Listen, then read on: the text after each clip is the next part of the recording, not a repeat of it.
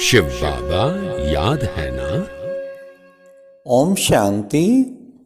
सुनते हैं 31 अक्टूबर 71 के अव्यक्त बाप दादा के मधुर महावाक्य। आज की अव्यक्त वाणी का टाइटल है अनुभव की विल द्वारा माया की पावर का सामना। आज की वाणी में बाबा ने एवर रेडी रूहानी मिलिट्री की क्या निशानी है और बाबा ने एक्सप्लेन किया सर्व समस्याओं का सामना कब कर सकेंगे। और साथ साथ बाबा ने विजयमाला में समीप के मणके कब बनेंगे। और बाबा ने बहुत सुंदर डेफिनेशन सर्विसेबल किसे कहा जाता है इसको डिफाइन किया है। तो सुनते हैं 31 अक्टूबर 71 के अव्यक्त महावाक्य अनुभव की विल पावर द्वारा माया की पावर का सामना।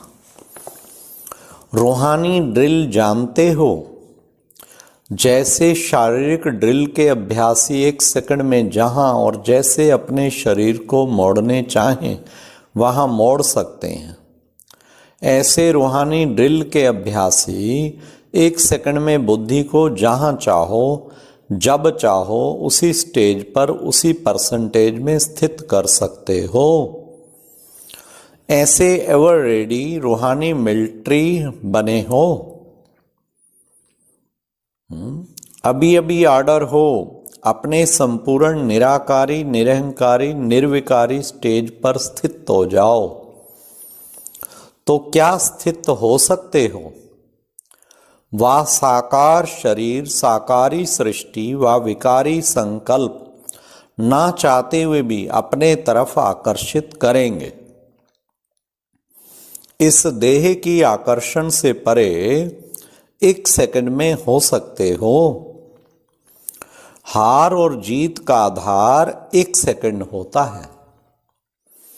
तो 1 सेकंड की बाजी जीत सकते हो। ऐसे विजयी अपने आप को समझते हो। बाप की मदद चाहिए, आशीर्वाद चाहिए, सहयोग चाहिए, शक्ति चाहिए। चाहिए तो नहीं है कहीं चाहिए का ही गीत बोलते रहते हैं हर वक्त। चाहिए शब्द दाता विधाता वरदाता बच्चों के आगे शोभता है।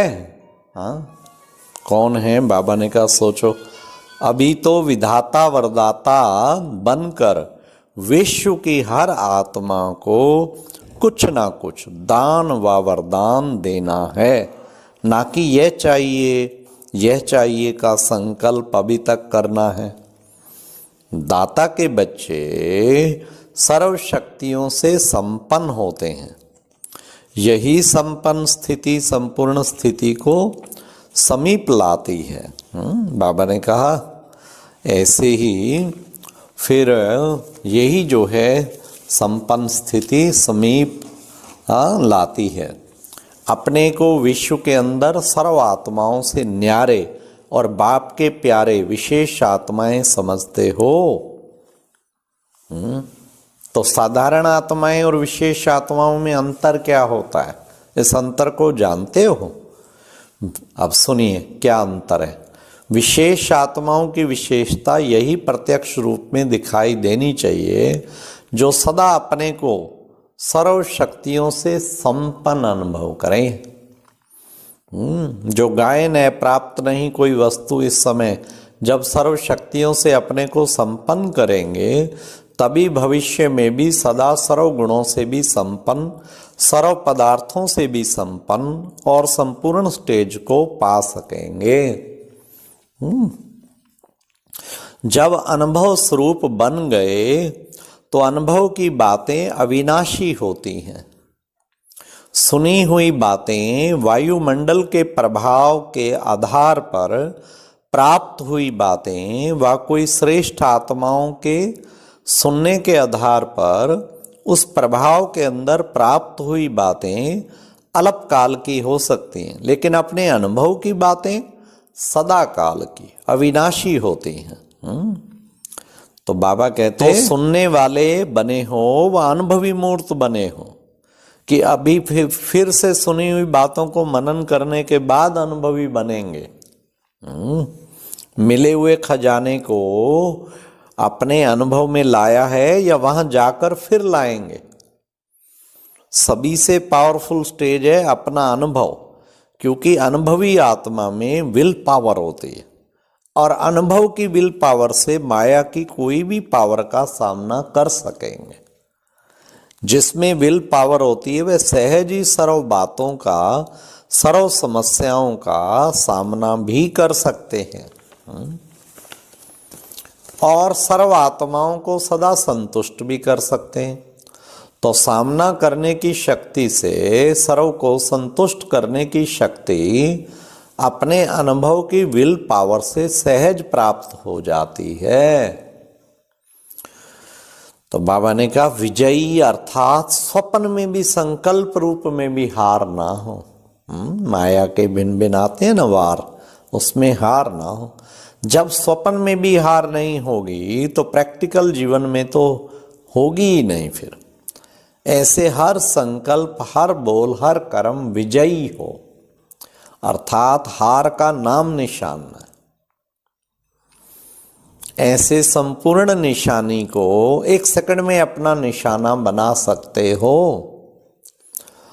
जैसे जिस्मानी मिलिट्री वाले एक सेकंड में अगर निशाना नहीं बना सकते तो हार खा लेते। निशाना ठीक होता है तो विजयी बन जाते हैं। ऐसे अपनी बुद्धि को इस निशाने पर एक सेकंड में ठीक टिका सकते हो। ऐसे अवर रेडी बने हो कि मेहनत करने के बाद निशाने पर स्थित हो सकते हो। ऐसे प्रयत्न करते करते विजय का सेकंड तो बीत जाएगा, फिर विजय माला के मणके कैसे बन सकेंगे। इसलिए जैसे निरंतर याद में रहना है वैसे निरंतर विजयी बनो।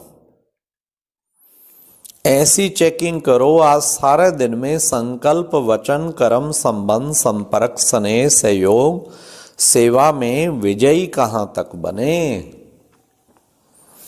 अगर बहुत समय से सदा के विजयी, हर कदम के विजयी, हर संकल्प के विजयी रहेंगे तब ही विजय माला में समीप के मणके बन सकेंगे।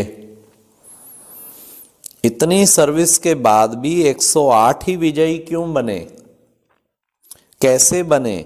इस पुरुषार्थ से ऐसे श्रेष्ठ बने तो बहुत समय से सदा के विजयी बनेंगे, तभी बहुत समय से यादगार बना सकेंगे। हाँ, तो बाबा ने कितना अच्छा क्लियर किया। बहुत बड़ा यादगार बनाना है तो बहुत समय के विजयी बनना है। अब सुनो उसके लिए क्या करना है। नैन रूहानियत का अनुभव कराएं, चलन रूप के चरित्रों का साक्षात्कार कराए और मस्तक मणि का साक्षात्कार कराए। वाह बाबा, कमाल है। हाँ, नैन बाबा ने बताया रूहानियत का, चलन से चरित्रों का, मस्तक से मस्तक मणि का साक्षात्कार। एक अव्यक्ति सूरत दिव्य अलौकिक स्थिति का प्रत्यक्ष रूप दिखाए। आपकी अलौकिक वृत्ति कोई भी तमोगुणी वृत्ति वाले को अपने सतोगुणी वृत्ति की स्मृति दिलाए, इसको कहा जाता है परिवर्तन। और वह इसको ही सर्विसेबल कहा जाता है। यह है सर्विसेबल की परिभाषा। जो हर कदम में सर्विस में तत्पर रहते हैं, ऐसे सर्विसेबल बने हो। ऐसे नहीं कि 4 घंटे की सर्विस करनी है।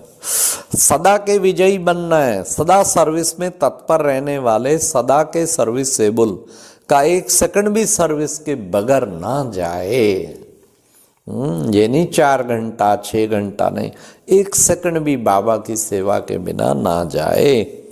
ऐसे सर्विसेबल बनना यही विशेष आत्माओं की विशेषता है। तो सभी बातों में फुल बनना है। बाप की महिमा में सभी शब्दों में फुल आता है ना, नॉलेजफुल, ब्लिसफुल, पावरफुल। तो सभी बातों में फुल हैं। जो सभी बातों में फुल हैं वो फेल नहीं होते हैं, फुल में फ्लो नहीं होता है, इसलिए फेल नहीं होते। ना फेल होते, ना कोई व्यर्थ बातें फील करते हैं। थोड़ी थोड़ी बातें फील करते हो ना, बाबा सब जानता है तब बता रहा है। जो फुल होगा वह व्यर्थ बातों को फील नहीं करेंगे, ना फेल होंगे। कितना सहज बाबा ने कर दिया। तो हम बच्चों को फुल भी रहना है और फ्लो भी ना हो और फेल कभी ना हो। तो निरंतर याद में रहने से, निरंतर विजयी बनने से, निरंतर सर्विसेबल बनने से फरियाद करने की आवश्यकता ही नहीं होगी। बाबा ने कहा संपूर्ण कमजोरियों की आहुति डालने के लिए भट्टी में आए हो ना, तो सर्व कमजोरियों की आहुति यज्ञ में डाल दी, वह अभी रह गई है। जबकि आहुति डाल देते हैं तो अंत में क्या कहते हैं? स्वाहा। फिर आप सभी स्वाहा हुए। जो स्वाहा हो चुके वह बीती हुई बातों को स्वप्न में भी नहीं देख सकते। ऐसे स्वाहा हुए। हिम्मत और उल्लास ये दोनों ही अभी के रिजल्ट में मेजॉरिटी में दिखाई देते हैं। इसी हिम्मत और उल्लास को सदा के लिए अपनी वृत्ति बनाना। धरती नरम भी है और फलीभूत भी है, लेकिन अपनी फलीभूत धरती में बीती हुई पास्ट जीवन के विक्रम और विक्रम के कांटे बोने नहीं देना। कांटों को बाप के सामने समर्पण किया। सरव कांटे जो अब तक अंदर होने के कारण नुकसान करते रहते, वे अब बाप के सामने स्वाहा हुए। स्वाहा राख को भी कहते हैं। राख हुई चीज अथवा भस्म हुई चीज फिर कभी भी अपनी धरती में बोना नहीं, अर्थात स्मृति में नहीं लाना। स्वाहा अर्थात नाम निशान समाप्त। बाबा ने कितना सुंदर बाबा ने बताया। स्वाहा अर्थात नाम निशान समाप्त। स्वाहा हो गया, ऐसे समझने से ही सदा सफलता को पाते रहेंगे। अच्छा, ओम शांति। यह एक बहुत अच्छी वीडियो भी जरूर देखें।